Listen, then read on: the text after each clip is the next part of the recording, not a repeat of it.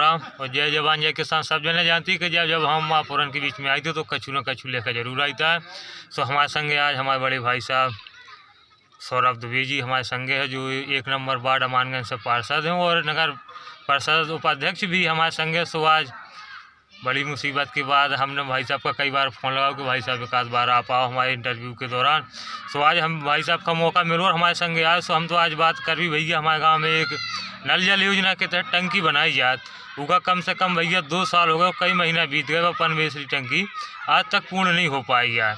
हमने देखो भाई साहब अमानगंज क्षेत्र में ऐसी कई ग्राम पंचायतन में नल जल योजना के तहत टंकी बनवाई जा रही हैं और टंकी बन गई और कहीं ना कहीं उस पर बहुत सी कमियां आज भी नज़र दिखाई दे रही हैं। और जो गांव की गलियारे हैं, सीसी रोड, इनको भी खोद दिया इन लोगों द्वारा और कहीं कहीं ने ठीक काम कर दिया और कहीं कहाँ काम अधूरा छोड़ के भाग गए। इस बारे में भाई साहब कुछ कहें आप जनता के बीच में। बिल्कुल नमस्कार, मैं सौरभ दुबे। सभी लोग आपके दर्शकों को, सरविंद भाई को मैं धन्यवाद देता हूं जो उन्होंने मुझे इंटरव्यू में आज अपने आमंत्रित किया।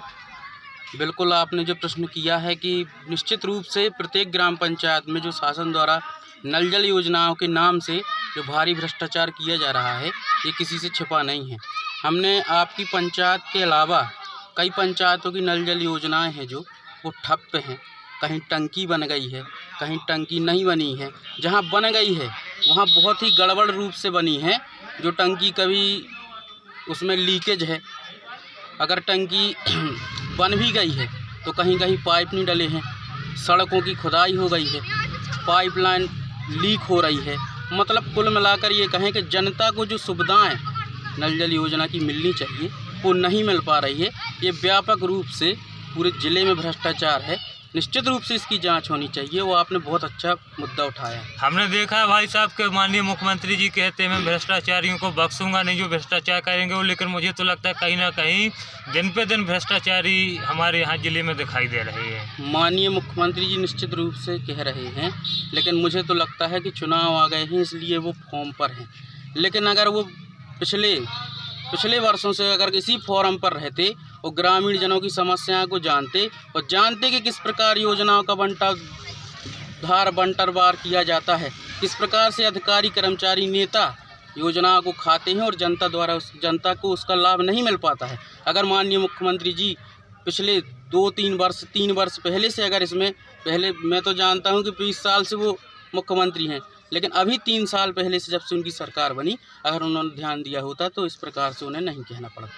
मान के चलिए भाई साहब 2-4 दिन की तो बात नहीं है, कम से कम 2 साल बीत चुके। यदि 2 साल में टंकी का पूर्ण कार्य नहीं हुआ और घर घर तक जल नहीं पहुंचा तो फिर कितना वो टाइम लेगी। देखिए, जो अभी ये प्रवाह ग्राम की टंकी है इसमें तो लीकेज है, तो निश्चित रूप से ये टंकी बन गई है लेकिन ये सफल नहीं होगी। इसमें जनता का पैसा पूर्ण रूप से भ्रष्टाचार का भेंट चढ़ गया है।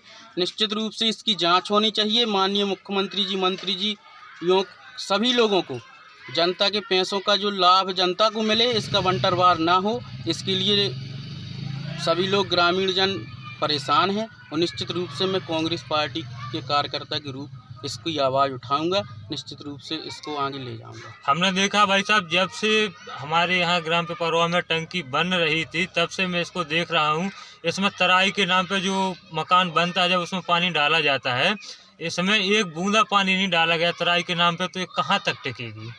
तो ये क्या है कि जो शासन के नुमाइंदे हैं, सरकारी कर्मचारी हैं, अधिकारी हैं, इंजीनियर हैं, इनको जब ठेकेदारों को ठेका दिया जाता है तो इनको चेक करना चाहिए कि पानी सीमेंट की कौन सी मात्रा का है, गिट्टी कौन सी मात्रा की है, छड़ का उपयोग किया जा रहा है कि नहीं किया जा रहा है, उसकी सिंचाई तराई हो रही है कि नहीं हो रही है। छोटी छोटी चीज़ों पर ध्यान नहीं दिया जाता। और जो जिले स्तर के भाई साहब कर्मचारी अधिकारी हैं, इनको शासन के नियम कानून का खौफ क्यों नहीं रहता है कि वो आकर के यहाँ देखें। बिल्कुल, केवल खाना पूर्ति होती है, कागजों में काम होता है, फाइलें दौड़ती हैं, चलती हैं। अधिकारी अपने कर्तव्यों का पालन नहीं करते हैं, जिससे जनता को उसकी हानि पहुंचती है। और जो जन कल्याणकारी योजनाएं हैं उनको कहीं ना कहीं नुकसान पहुंचता है।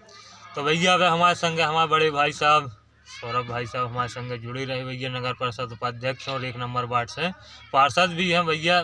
बड़े दिनों बाद भाई साहब हमें मिले हो, लेकिन हमने अपनी बात उनके बीच में रखी। भाई साहब ने भी हमारा सपोर्ट करो और भैया सपोर्ट हमारा भी रहे हैं। सो नहीं है आप पूरा जानते ही कि अगर जो चीज़ पे हमारा सपोर्ट रहा थे तो वो चीज़ हम पूर्ण करवाते भैया। यही पे हमारा सपोर्ट है। अब गाँव की टंकी पे कहीं ना कहीं ज़्यादा तो नहीं कह रहे, तो 2-4-10 दिन के अंतर इसमें कुछ ना कुछ कार्य होने लगेगा जरूर, इतना विश्वास है। धन्यवाद। सो भैया सब जने का राम राम और जय जवान जय किसान।